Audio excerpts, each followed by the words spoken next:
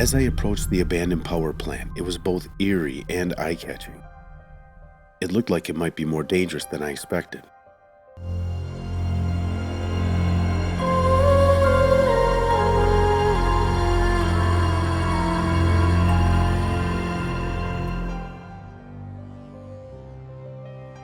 I know you don't know me, but there's something inside of me that is drawn toward dark places such as this. It was that night when I was home alone and didn't have anything pressing to get done when I decided to check out the long-time abandoned power plant down the street. I've been thinking about this for at least 3 months, but every time I wanted to go, something else came up. I'm a big fan of urban exploring and I watch a ton of videos on YouTube about it. It fascinates me. Before this, I've only explored abandoned buildings, like empty warehouses kind of stuff. I knew this URBEX adventure was going to be different. The PAX power plant is ginormous. How can it not be fun? I wanted to get back before the sun went down around 8, so I left a couple of hours before that. My adrenaline was moving as I had to make my entrance onto the grounds. I made short work of getting over the rusty chain link fence that kept me from getting onto the property. The rusty barrier screamed tetanus shot should I cut myself on it. I dodged a few sharp barbs and made it over without injuring myself and walked up to the building looking for an easy way in. After walking the perimeter of the building, I found a way in through a window that didn't have any glass left in it.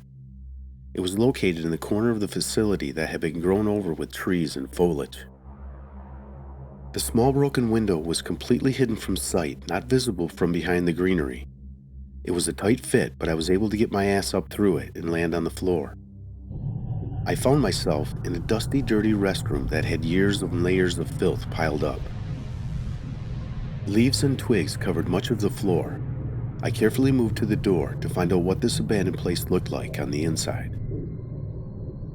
After an hour or so of walking around the dust-covered hallways and looking into the rooms with partially collapsed ceilings, it was not as thrilling as I hoped it would be.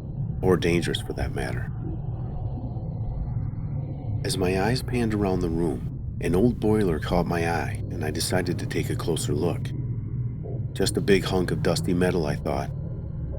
But then as I was trying to read through the cracked glass on one of the boiler pressure gauges, something red caught my eye from behind the boiler itself.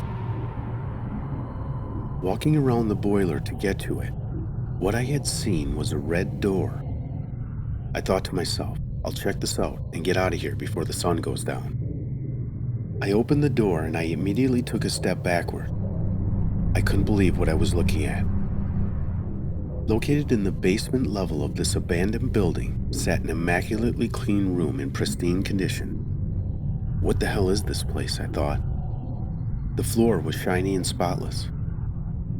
A large commercial refrigerator was the second thing that caught my eye. Do I open it? Maybe I should just leave right now. I looked around the room and noticed a one-person bed. Whoa, somebody lives here. I realized I had to get the hell out of here, but not before I opened the fridge. I walked up to the refrigerator slowly and opened the door and looked in. I was terrified by what I had seen, even though I didn't know exactly what I was looking at. Several marked jars were being kept cool inside this refrigerator. The jar in front was marked Experiment H.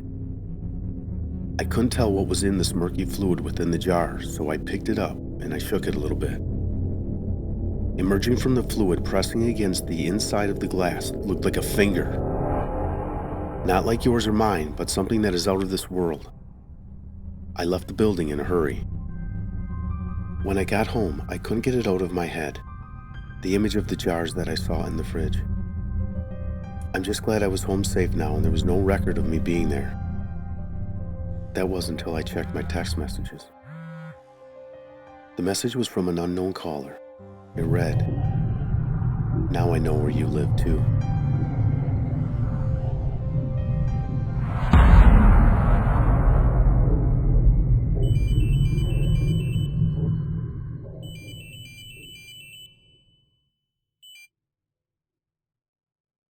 This is 901X. Yes, sir. Yes, sir. I believe she will make a good candidate. Yes, sir. I'll initiate contact protocol.